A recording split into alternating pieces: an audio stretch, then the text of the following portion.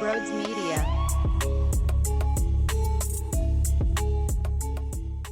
All right, we got the 2024 schedule release.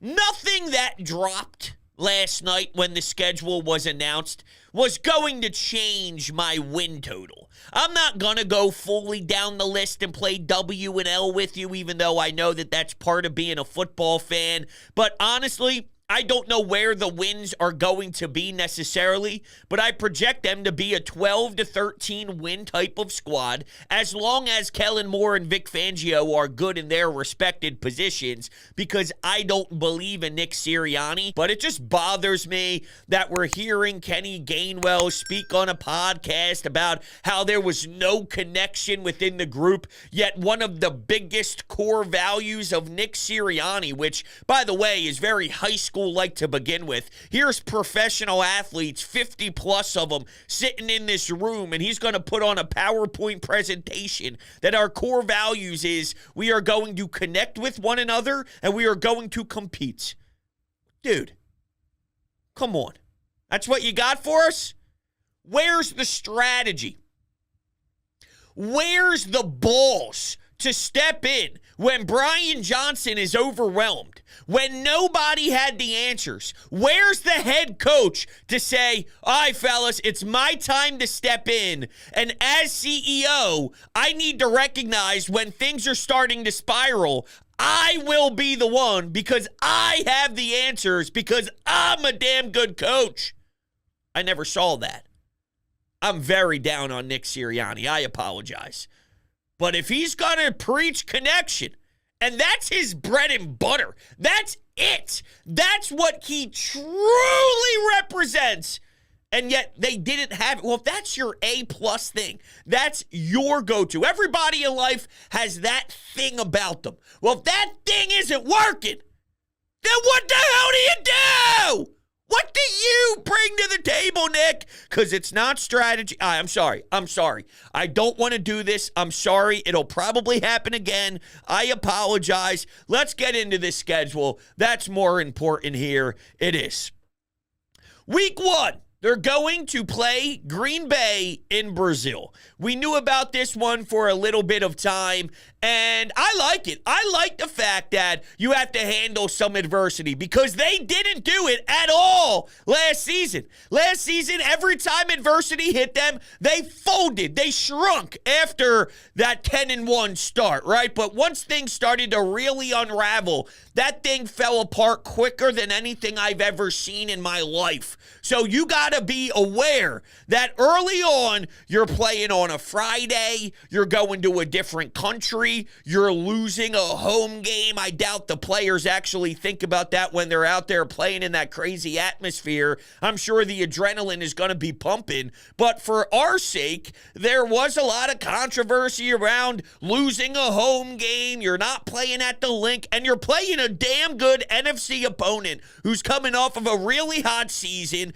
Their quarterback was playing insane. There's a lot of buzz surrounding them. You look at their skill position players, how much they're getting paid versus the Eagles skill position players, how much they're getting paid. So there's a lot of interesting storylines there. And the fact that this could have been played in South Philadelphia, it's not. You got to do all the traveling. I love it. Game 1, emotions are high. Everyone knows that maybe the first month, especially how they handle preseason, is a little wonky. It's almost a preseason 2.0 because you didn't take as many tackles as you used to in camp. You didn't play any preseason games. So it's just something that I feel would be good for this group. And if they can overcome that adversity and return to the Link to face Kirk Cousins in week 2 on Monday Night Football with a 1-0 record, that would just be beautiful and really set the tone nicely. So I'm really looking forward to it, and I love the Friday 8:15 game. I'm a big Sunday 1 o'clock, and I love the fact that we do have some incorporated here. From about week 3 to week 7, we're sitting in a spot where there's 1 o'clock Sunday pretty actively, and that's when God created football, right? God created football and said Sunday 1 o'clock. So it's the best, even though I'm aware that when your team wants to be watched more, when your team is great, you have to have a payoff. And the payoff is Sunday night football, Monday night football, primetime games, 425. Yeah, shove it. Give me 1 o'clock all day long. So you open up with Brazil. I'm excited to see how they sort of handle that one.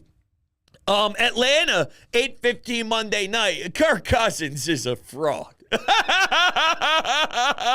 The dude's a fraud. We're going to do what we always do to Kirk Cousins and what we always do to anybody on a nice Monday night game early at home. We're going to annihilate them. Now, what am I basing that off of? I don't know. I just feel good.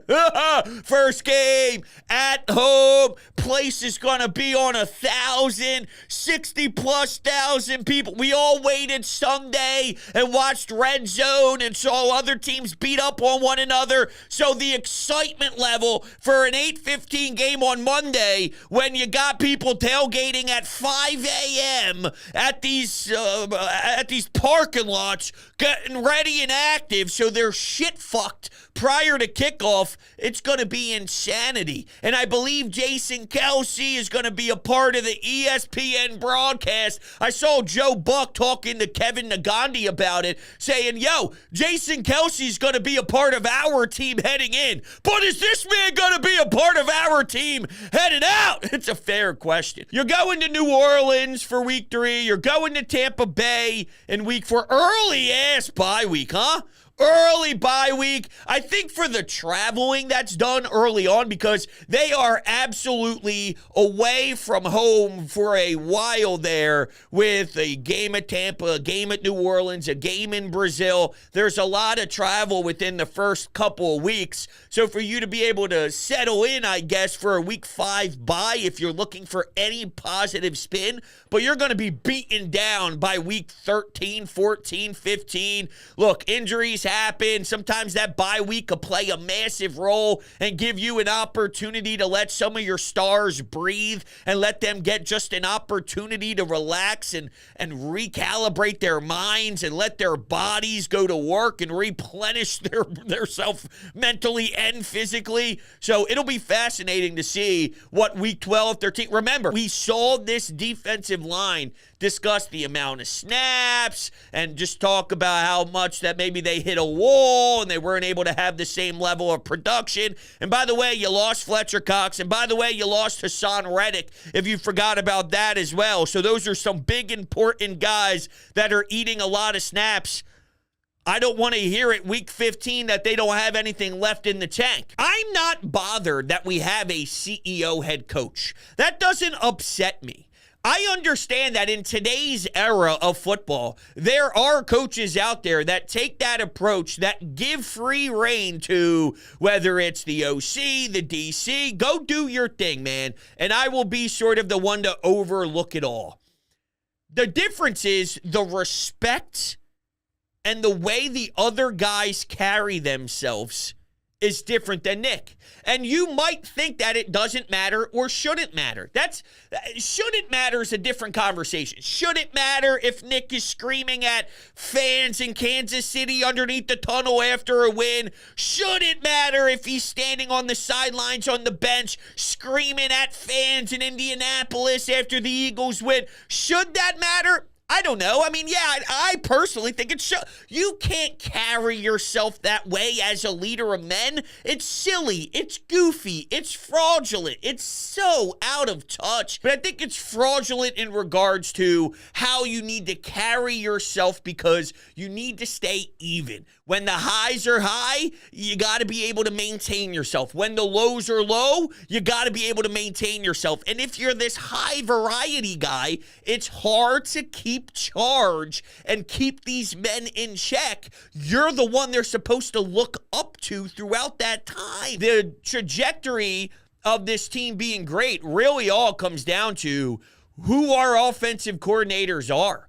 And it just upsets me because that removes the head coach position in totality. So if he stays out of the way and doesn't really put his fingerprints on things and he just stays there, he could maybe in a position to not hurt the team. But the way I view it is, I don't want to be satisfied with a very important position in football. We say it all the time. The most two important positions in ball is your head coach and your quarterback, right? So I don't want to have someone that I have to say, just don't get in the way. What you're doing is you're losing an opportunity to be better. Because what you can have is a three-headed monster from a coaching aspect. You can have a great OC, a great DC, and a great head coach, all with great ideas, great philosophies, great scheme, great leadership. Right now we have two, and you're removing a position. And you might be able to get by with him not getting in the way, but I don't want to live in a world where I'm asking one of my most important positions to not get in the way.